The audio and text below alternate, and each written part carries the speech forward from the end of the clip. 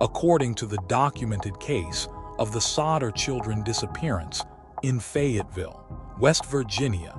A fire destroyed the family home of George and Jenny Sodder early on Christmas morning, December 25, 1945. At the time, the house held George, Jenny, and 9 of their 10 children. When the flames Ina Ellie died, 5 of those children were missing, and their bodies were never found.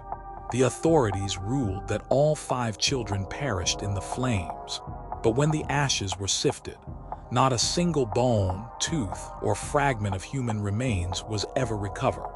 A house fire that supposedly killed 5 children left behind nothing at all. And what the Sodder parents saw and heard that night would convince them, for the rest of their lives, that their children never died in that fire at all. The night began with celebration. It was Christmas Eve, and the Sodder children had received new toys, begging to stay up late to play. Jenny went to bed, but around 1 in the morning she was woken by the sound of a rolling object hitting the roof. Then silence. Half an hour later, she woke again to smoke filling the house. A fire had erupted near George's office. She screamed for everyone to get out into the frozen West Virginia night. George, Jenny, and 4 of the children escaped the burning house, but 5 children remained upstairs, trapped. George rushed to the outer wall to reach them, but the ladder he always kept there was gone, vanished from its usual place. He tried to start one of his 2 trucks to reach the window, but neither would start, though both had worked perfectly the day before. Every path to saving his children had been mysteriously cut off in a single night. Jenny ran to call the fire department, but the telephone line was dead.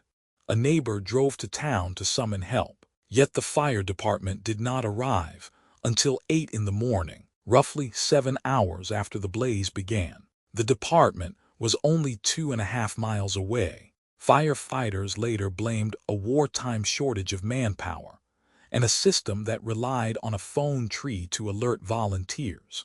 By the time they arrived, the house had already collapsed into ashes.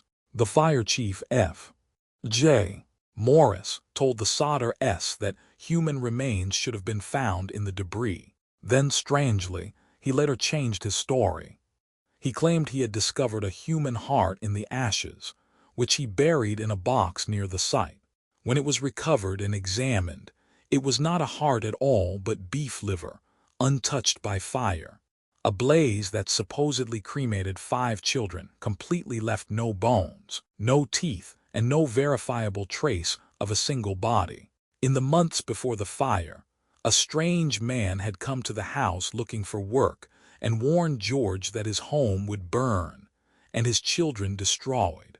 George, an Italian immigrant outspoken against Mussolini, had made enemies in the local Italian community.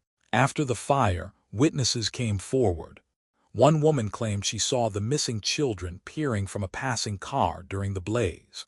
A hotel worker said she served breakfast to children matching their descriptions the morning after, alongside 2 adults with an Italian accent. George and Jenny refused to believe their children were dead.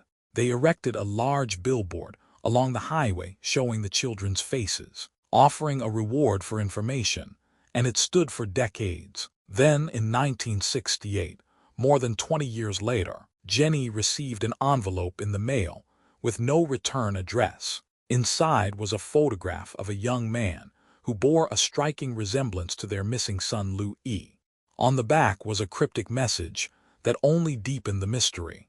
George Sodder died in 1969 and Jenny in 1989, never learning what happened to their 5 children.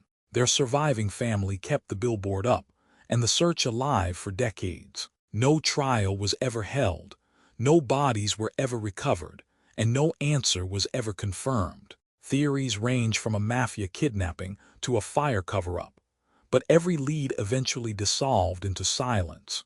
80 years later, the disappearance of the 5 Sodder children remains completely and utterly unsolved. 5 children walked into a burning house on Christmas morning and simply vanished. No bones, no graves, no proof they ever truly died.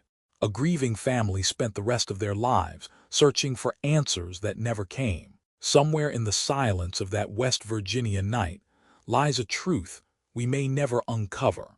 If this story haunted you the way it haunts everyone who hears it, subscribe for more unsolved mysteries that history refuses